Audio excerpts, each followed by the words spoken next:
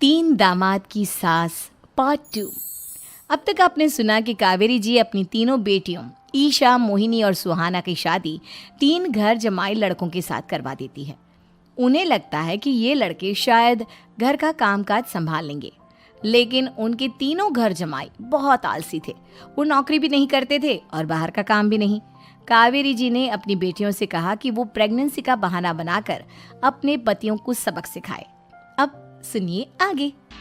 Mummy, आपने जैसा कहा था हमने वैसा ही किया, लेकिन देखिए ना, विवेक का हाल तो वैसा का वैसा ही है। घर में ना सुबह का नाश्ता बनता है और ना खाना। नौकरी पर जाने की बात करूं तो खाने को दौड़ते हैं मुझे। हाँ मम्मी, मैंने भी सुमित को कितनी बार कहा कि अगर नौकरी नहीं करनी तो कोई छोटी सी दुकान ही खोल लो, घर का खर्चा कैसे चलेगा। देखो दोपहर के 12 बजने आए और जनाब अभी तक सो रहे हैं। हाँ मम्मी, ईशा और सुहाना ठीक कहती हैं। अविनाश का भी यही हाल है।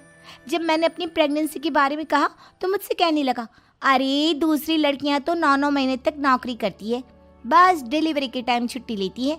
मोहिनी, तुम भी नौकरी करो। अब मुझे कहाँ नौकरी मिलेगी। मम्मी बताओ अब मैं क्या करूँ। हे भगवान, क्या सोचकर घर जमाई दामाद लाई थी मैं कि मेरी बेटियां मेरे पास रहेंगी और खुश रहेंगी, लेकिन इन आलसी दामादों ने तो हमारी जिंदगी को भी प्रॉब्लम में डाल दिया है। मैं तो कहती हूँ मम्मी, हम लोग वापस अपनी जॉब पर जाना शुरू कर देते हैं। बता देते हैं इन लोगों को कि हमने प्रेगनेंसी का बहाना किया है। नहीं नहीं बेटा, ऐसी गलती भी मत करना। अगर तुमने ऐसा किया तो इन तीनों की आदत और ख़राब हो जाएगी। अरे आज नहीं तो कल कभी तो तुम प्रेग्नेंट होगी, तब वापस यही प्रॉब्लम आएगी। तब क्या करोगी तुम तीनों। हाँ मम्मी, आपकी बात तो बिल्कुल सही है। इन लोगों को तो सुधारना ही पड़ेगा। लेकिन कैसे? अपने बच्चों के आने की खबर सुनकर भी इन लोगों पर कोई असर नहीं हो रहा। पैसे कमाने के लिए घर से बाहर निकलना ही नहीं चाहते ये तीनों। अब मेरे दिमाग में एक प्लान आया है। तुम तीनों चिंता मत करो, उन तीनों को बुलाओ, फिर मैं बात करती हूँ। थोड़ी देर बाद कावेरी जी अपने तीनों दामादों को सामने बुलाकर अपनी बात कहना शुरू करती हैं। अविनाश, सुमित और विवेक, देखो बेटा, मैं ना तुम तीनों से बड़ा प्यार करती हूँ, इसीलिए तो तुम्हें घर जमाई बना कर रखा है मैंने। अरे मम्मी जी, सीधे सीधे कहिए ना, क्या बात है। प्यार तो हम भी आपको बहुत करते हैं। अरे मम्मी जी, आपकी इज्जत भी बहुत करते हैं। अरे भाई, आपके जैसी सास और कमाने वाली बीवी सबको मिलती है क्या?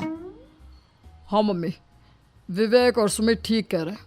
आपकी बेटी से शादी करके मेरी तो ज़िंदगी ही अच्छी हो गई है। जानती हूँ मैं, और ये भी जानती हूँ कि तुम तीनों अपने अपनी बीवियों से बहुत प्यार करते हो।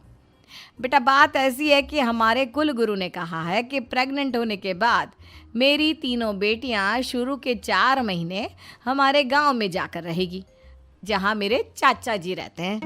अरे लेकिन क्यों मम्मी, गांव में जाकर रहने की क्या ज़रूरत है इन तीनों को। वो क्या है ना बेटा, हमारे परिवार को एक श्राप है। अगर मेरी बेटियों ने यहाँ पर बच्चा पैदा करने की कोशिश की तो उनके बच्चों को कुछ भी हो सकता है। इसलिए अब से लेकर 4 महीने पूरे होने तक इन्हें गांव वाले घर में रहना पड़ेगा। हाँ तो इसमें प्रॉब्लम क्या है मम्मी जी? हम भी वहाँ जाकर रहेंगे, पिकनिक मनाएंगे। अरे भाई, बीवी जहाँ हम भी वहाँ। हाँ यार, आइडिया तो बहुत अच्छा है। शहर की ज़िंदगी में रह रहकर परेशान हो चुके हैं, अब कुछ दिन गांव में बिताएंगे। तुम लोग समझने की कोशिश क्यों नहीं करते। तुम में से कोई भी वहाँ नहीं जा सकता, और मैं यहाँ रहूँगी ना तुम तीनों के साथ। 4 महीने की तो बात है, उसके बाद ये तीनों ही लौट कर आ जाएंगी। ठीक है मम्मी जी, अब हमारे बच्चों का सवाल है तो ये तो करना ही पड़ेगा। कावेरी अपनी तीनों बेटियों को कुछ दिन के लिए घर से बाहर कहीं दूसरे शहर में रहने के लिए भेज देती है। कुछ दिनों के बाद, अरे मम्मी जी, बहुत दिन से पिज्ज़ा नहीं खाया, मंगवाइए ना। क्या बताऊं बेटा, पहले तो बेटियां खर्चा दे देती थी क्योंकि उनकी नौकरी थी, लेकिन अब तो मेरे पास पैसे ही नहीं बचे।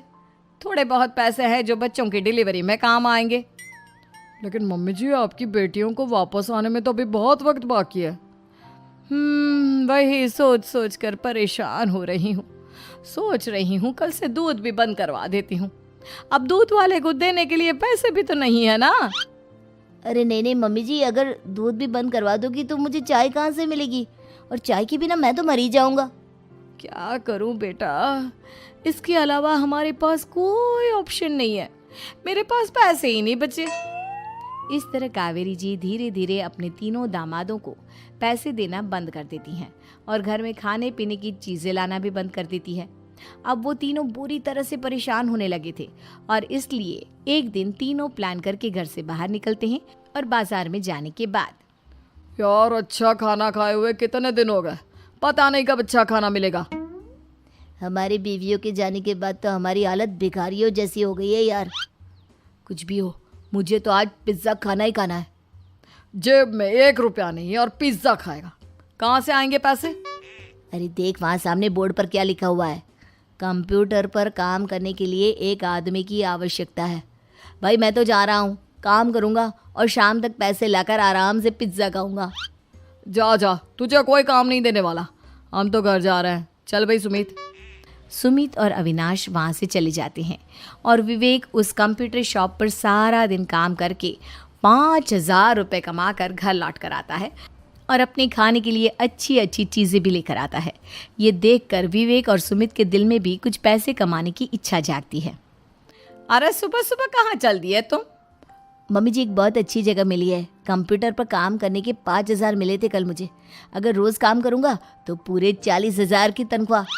अरे वाह, ये तो बहुत अच्छी बात है दामाद जी, आपको जाना ही चाहिए। सुमित और अविनाश विवेक को इस तरह तरक्की करते देखकर परेशान हो जाते हैं और वो दोनों भी काम की तलाश में निकल पड़ते हैं। धीरे धीरे उन दोनों को भी काम मिल जाता है। अब कावेरी के तीनों दामाद छोटी मोटी नौकरी करके अच्छा पैसा कमाने लगे थे। एक दिन कावेरी उन्हें अपने पास बुलाती हैं। अरे वाह, विवेक 40,000 कमा लेता है, अविनाश 60,000 और सुमित तुम भी 40,000 के आसपास कमा ही लेते हो।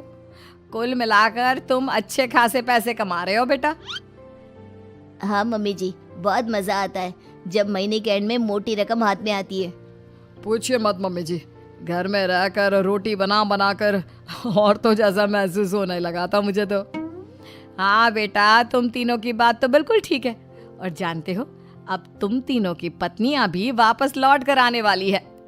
लेकिन मम्मी जी अभी तो उन्हें गए सिर्फ 2 महीने हुए हैं, आपने तो कहा था वो 4 महीने के बाद लौट कर आएंगी। ऐसा कुछ नहीं है बेटा, मैं सिर्फ तुम तीनों को सबक सिखाना चाहती थी कि आदमी घर में बैठकर बीवी की कमाई खाता हुआ अच्छा नहीं लगता। इस दुनिया में हर इंसान को मेहनत करनी चाहिए, काम करना चाहिए, चाहे वो औरत हो या आदमी, ताकि अपने परिवार को संभाल सके। कावेरी की बात सुनकर उन तीनों को अपनी गलती का एहसास होता है और कावेरी उन्हें सच बता देती है कि ईशा, सुहाना और मोहिनी शहर में ही कहीं दूसरी जगह रह रहे थे। शाम के वक्त उन तीनों की पत्नियां लौट कर आ जाती है और कावेरी जी का परिवार एक खुशहाल परिवार की तरह रहने लगता है।